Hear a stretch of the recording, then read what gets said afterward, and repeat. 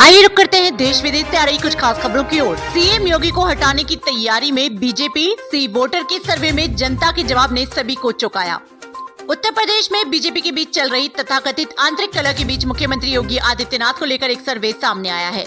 News channel आज तक के लिए सी वोटर ने 1500 लोगों के बीच ये सर्वे किया है। इसमें यूपी के सीएम योगी आदित्यनाथ को लेकर जनता से सवाल किए गए हैं।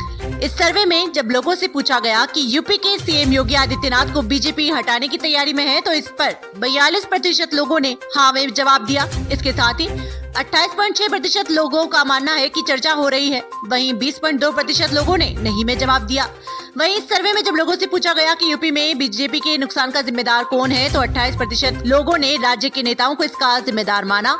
तो वहीं 21.9% लोगों ने केंद्रीय नेतृत्व और 18.8% लोगों ने पार्टी संगठन को इसका जिम्मेदार बताया।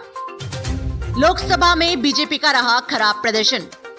लोकसभा चुनाव 2024 में बीजेपी ने चुनाव से पहले ही मिशन 80 का जिक्र कर सभी सीटों पर जीत का दावा किया था। हालांकि इस चुनाव में बीजेपी को महज 33 सीटों पर जीत मिली, जो उसके चुनाव से काफी कम थी। इसके साथ ही बीजेपी की सहयोगी पार्टियों को भी इस चुनाव में हार मिली। हालांकि रालोद और अपनी 2 सीटों पर जीत दर्ज कर सकी। वहीं सपा ने इस चुनाव में शानदार प्रदर्शन करते हुए 37 सीटों पर जीत दर्ज की। लोकसभा चुनाव में बीजेपी के प्रदर्शन के बाद ही यूपी में संगठन और सरकार का विवाद शुरू हो गया था। डिप्टी सीएम और सीएम के बीच नहीं रहा सब कुछ ठीक। आपको बता दें, पिछले काफी दिनों से यूपी बीजेपी में तथाकथित कलह चल रही है। हालांकि अभी तक इस मामले को लेकर पार्टी की तरफ से कोई भी ऑफिशियल जानकारी सामने नहीं आई है। माना जा रहा है कि बीजेपी में सीएम योगी और डिप्टी सीएम केशव प्रसाद मौर्य व ब्रजेश पाठक के बीच सब कुछ ठीक नहीं चल रहा है। रास्ते में फंसे 1500 श्रद्धालु, 150 लोग परिवार के संपर्क में नहीं, हवाई पैदल मार्ग में जारी रेस्क्यू। उत्तराखंड में बादल फटने से मची तबाही से फंसे लोगों को बचाने के अभियान में वायुसेना के चिनूक और Mi-17 हेलीकॉप्टर्स को भी उतार दिया गया है। केदारनाथ के रास्ते में फंसे 6980 से अधिक तीर्थयात्रियों को अब तक सुरक्षित निकाला जा चुका है, जबकि 1500 से अधिक श्रद्धालु और स्थानीय लोग रास्ते में जहां तहां फंसे हुए हैं।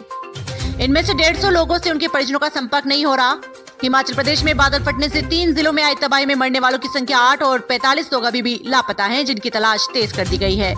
सोनप्रयाग की पुलिस अधीक्षक डॉक्टर विशाखा अशोक बदाने ने बताया कि अतिवृष्टि से अभी तक एक भी यात्री की मौत होने की सूचना है और इसके अलावा कोई हानि नहीं हुई है।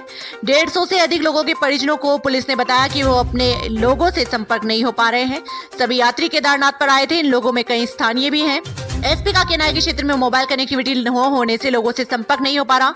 इससे पहले राज्य के आपदा सचिव विनोद कुमार सुमन ने बताया था कि केदारनाथ में भी 1000 लोग फंसे हैं, लेकिन वो पूरी तरह से सुरक्षित है, जहां आपदा जैसी कोई स्थिति नहीं है।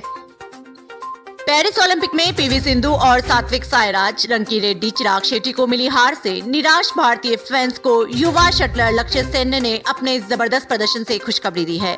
लक्ष्य सेन ने पेरिस ओलंपिक 2024 में मेंस सिंगल्स बैडमिंटन के सेमीफाइनल में जगह बनाकर इतिहास रच दिया है।